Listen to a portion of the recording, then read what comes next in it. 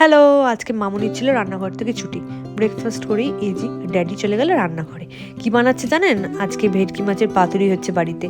প্রথমে হচ্ছে সাদা সর্ষে, কালো সর্ষে, আর তার মধ্যে দিয়েছিল কাঁচা লঙ্কা, নুন আর তেল। সেটা দিয়ে মিক্সারে গ্রাইন্ড করে নিল।